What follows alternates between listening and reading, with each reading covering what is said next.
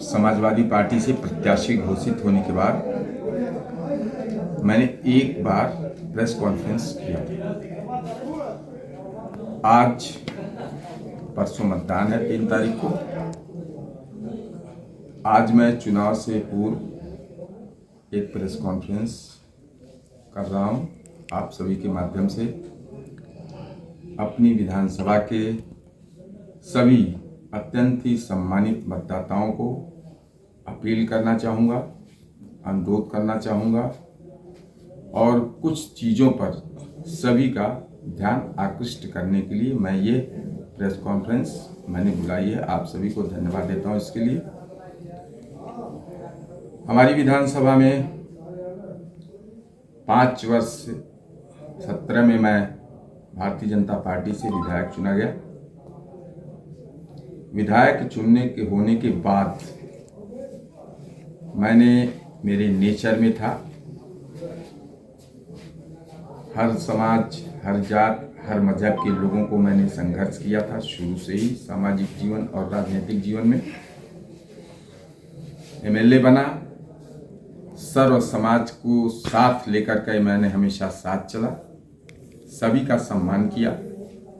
जो लोग भी मुझे टेलीफोन किए, जो लोग भी मेरे कार्यालय पर आए, मैंने ना किसी की जाति पूछी, ना किसी का मजहब पूछा, सभी का मैंने सम्मान किया और सभी के, चाहे वो व्यक्तिगत समस्या रही हो, चाहे सामाजिक समस्या रही हो, 5 वर्ष पूरी निष्ठा और पूरी ताकत से मैंने उनकी समस्याओं का समाधान किया।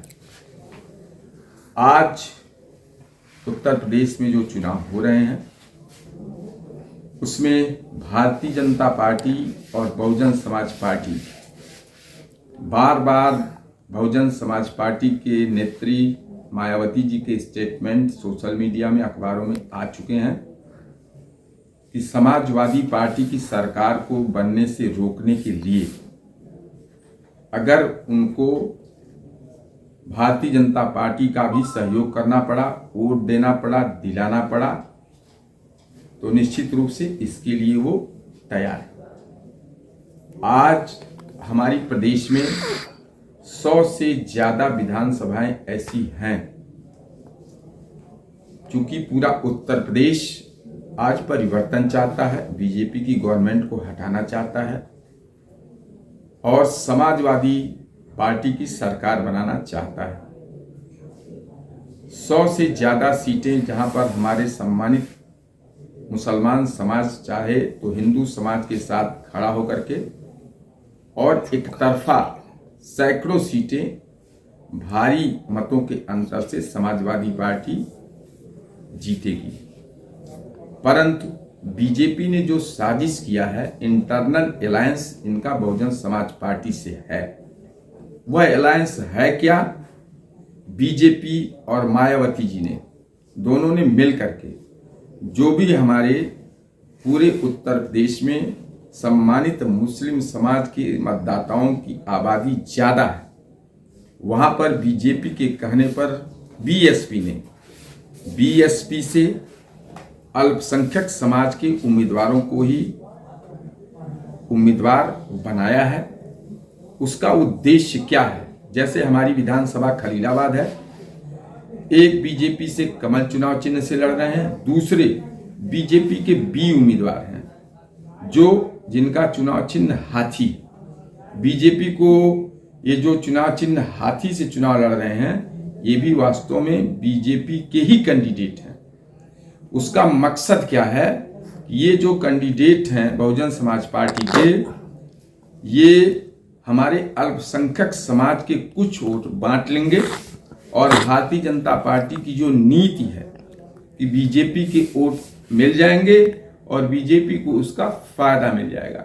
ये दोनों ही कैंडिडेट जो कमल चुनाव पर चिन्ह पर लड़ रहे हैं और दूसरे हाथी चुनाव चिन्ह पर लड़ रहे हैं, निश्चित रूप से एक दूसरे का इंटरनल अलायंस है। ये दोनों इस कार्यप्रणाली से तालमेल बिठा करके काम कर रहे हैं, जिसका सीधा लाभ ये चाहते हैं कि भारतीय जनता पार्टी को मिले। लोग पूरे हमारी विधानसभा में बीएसपी को वोट दे रहे हैं, उनका सीधा आशय ये है कि वह वोट बीएसपी को नहीं दे रहे हैं बल्कि सीधे भारतीय जनता पार्टी को वोट देंगे। तीसरी चीज, मैं एक चीज कहना चाहूंगा, स्वर्गीय भालचंद्र यादव जी बड़े लीडर थे, हमारे बगल के रहने वाले थे, मैं उनका रिस्पेक्ट करता था। आज ये विषय आया क्यों? कुछ नौजवान आज सोशल मीडिया पर अन्य माध्यमों से समाजवादी पार्टी के अपोजिशन में छिटपुट कहीं कहीं दिख रहे हैं। मैं इस विषय को विस्तार से इसलिए रख रहा हूं कि मैं उस समाज को आगाह करना चाहता हूं जो मैंने उस समाज के लिए किया। स्वर्गीय भालचंद्र यादव जी जब अपने बेटे को हमारी गवर्नमेंट में जिला पंचायत अध्यक्षी का चुनाव लड़ाए थे, उस समय मैंने 70 लाख रुपया, पूरे जनपद को पता है, अपने सहयोगियों के माध्यम से उनको सहयोग कराया था और 2 वोट अलग से उनको मैंने दिलवाया था। ये पूरी विधानसभा ही नहीं, पूरे जनपद के लोग जानते। जब स्वर्गीय भालचंद्र जी जीवन और मृत्यु से दिल्ली में संघर्ष कर रहे थे, उस समय भी मैं दिल्ली गया था, मेरे छोटे भाई प्रताप जी भी दिल्ली गए थे और हम लोगों ने उनके इलाज के लिए लाखों लाख रुपया हम सभी ने सहयोग किया था। मैं ऐसे लीडर के लिए मैंने जो भी किया वो सिर्फ एक समाज जिसका मेरा शुरू से ही मैंने सहयोग दिया था और यादव समाज का हमेशा से ही, चाहे वो खलीलाबाद की ब्लॉक प्रमुखी का मैं चुनाव लड़ा हूं पूर्व में 2005 में, या छोटे भाई राकेश को मैं जब नाथनगर ब्लॉक से ब्लॉक प्रमुखी लड़ा था, सर्वश्रेष्ठ भूमिका का निर्वहन यादव समाज के नौजवानों ने, वरिष्ठ लोगों ने किया था। ये जिला पंचायत अध्यक्षी में जो मैंने सहयोग किया था स्वर्गीय भालचंद्र जी यादव जी का, उसमें कुछ यादव समाज के वरिष्ठ लोग, श्रीपत यादव जी जो भक्ता के ज्येष्ठ ब्लॉक प्रमुख खलीलाबाद के थे मेरे साथ, रामशीष यादव जी उस समय ब्लॉक प्रमुख थे हैसर बाजार से, इंदल यादव जी और नित्यानंद यादव जी, ऐसे कई यादव समाज के वरिष्ठ लोगों के दबाव में, कहने पर मैंने उस समय सहयोग किया था। आज जो परिस्थितियां, कुछ नौजवान इस तरह का सोशल मीडिया वगैरह पर कर रहे हैं, निश्चित रूप से मैं ये अपील करूंगा, आग्रह करूंगा, मैंने जो पूर्व में किया है मुझे निश्चित रूप से आज हक है कि सभी लोग मेरा सहयोग करें, समाजवादी पार्टी का सहयोग करें। उसी में सभी के सर्व समाज की भलाई है। रास्ते से भटके हुए लोगों के लिए मैं सचेत करता हूं, विश्वास दिलाता हूं कि वो गलत रास्ते पे जाते हैं। जिस रास्ते पे वो जा रहे हैं उनका उसमें कोई भविष्य नहीं। मेरी बात में 100% सच्चाई है, पूरा जनपद इस बात का प्रमाण है, सभी लोग इस बात को जानते हैं। मैं अपील करना चाहूंगा, 5 वर्ष मैं विधायक रहा, सभी के सुख दुख में, सम्मान में, डेवलपमेंट जो मेरी क्षमता में था, मेरी क्षमता थी, मैं उस पर खरा उतरा। आज मैं अपने विधानसभा के लोगों को आश्वस्त करता हूं, कल हमारे राष्ट्रीय अध्यक्ष आदरणीय अखिलेश यादव जी की जो सभा थी, हमारे विधानसभा के साथ साथ जनपद की जो प्रमुख समस्याएं थी वो मेरी अकेले की समस्या नहीं थी। जैसे शुगर मिल, हमारे जनपद में एक ही गन्ना मिल थी, वो बिक चुकी थी, जमीन मात्र अवशेष थी। बीजेपी की गवर्नमेंट थी, तीनों सीटों पर, खलीलाबाद, मेहदावल, धनघटा, तीनों पर बीजेपी के एमएलए थे, सांसद भी बीजेपी के थे।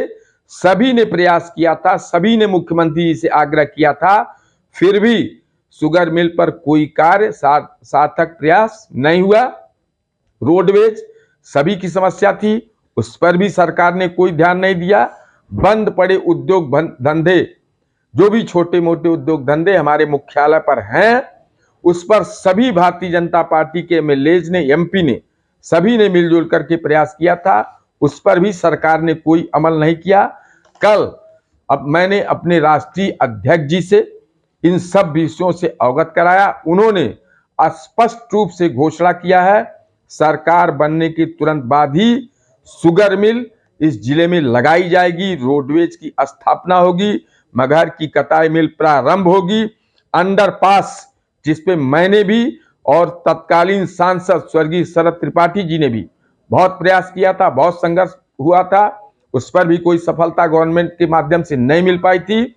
उस पर भी कल मेरे राष्ट्रीय अध्यक्ष जी ने स्पष्ट घोषणा किया है कि सरकार बनने के बाद अंडरपास की जो भी समस्या है उसका भी सार्थक निदान, सार्थक पहल और प्रयास किया जाएगा। विकासखंड का जो मामला था, मैंने उस पर बड़ा संघर्ष किया योगी जी की सरकार में। यहां से ये पूरी प्रक्रिया जनपद स्तर से पूर्ण होकर के शासन स्तर तक जा चुकी थी। मैंने कई बार माननीय मुख्यमंत्री जी से रिक्वेस्ट किया, लिखित मौखिक, लेकिन बिल्कुल उन्होंने नहीं ध्यान दिया। मैंने कल अपने राष्ट्रीय अध्यक्ष आदरणीय अखिलेश जी से इस बात को भी, इस विषय को भी रखा था। उन्होंने स्पष्ट रूप से कहा है कि गवर्नमेंट बनने के बाद जो विकास खंड सिमरियावा की भौगोलिक पृष्ठभूमि है वह अत्यंत ही खराब है। कांटे को एक नया ब्लॉक बना करके वहां के आम आवाम को एक बेहतर सुविधा देने का प्रयास किया जाएगा। बाकी हमने जो कार्य किए हैं, हमारी पार्टी के जो संकल्प पत्र जारी है, निश्चित रूप से सरकार बनने के बाद उस संकल्प पत्र पर अमल होगा। नौजवान, किसान, व्यापारी, छात्र, सभी लोगों के सर्व समाज के उत्थान के लिए, सभी के कल्याण के लिए समाजवादी पार्टी की सरकार काम करेगी। एक चीज आखिरी में रिपीट कर दे रहा हूं, मैं वह संघर्षशील व्यक्ति हूं। जिस तरह से हमारी विधानसभा के वरिष्ठ लोग, बुजुर्ग, नौजवान मुझे स्नेह, प्यार, सहयोग और ताकत दे रहे हैं। मैंने शुरू में कहा था, आज मतदान से पूर्व मेरी ये जो प्रेस कॉन्फ्रेंस है, मैं अपने लोगों को विश्वास दिलाना चाहता हूं, सभी आम मतदाताओं के आशीर्वाद से, समाजवादी पार्टी के सम्मानित नेताओं, कार्यकर्ताओं के संघर्ष से, नौजवानों के संघर्ष और मेहनत से इस विधानसभा में बीजेपी, बीएसपी दोनों पार्टियों को जितना मत मिलेगा, अकेले समाजवादी पार्टी को इस विधानसभा में उससे ज्यादा मत मिलेगा और इस जनपद की तीनों सीटें समाजवादी पार्टी जीतेगी। और उत्तर प्रदेश में कल का वातावरण सभी ने देखा है।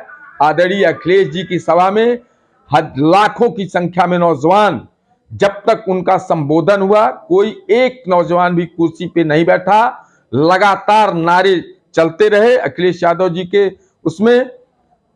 और जो वातावरण है, निश्चित रूप से उत्तर प्रदेश से बीजेपी गवर्नमेंट का सफाया होना सुनिश्चित हो चुका है। 10 तारीख को उत्तर प्रदेश में समाजवादी पार्टी की सरकार प्रचंड बहुमत से अवश्य बनेगी।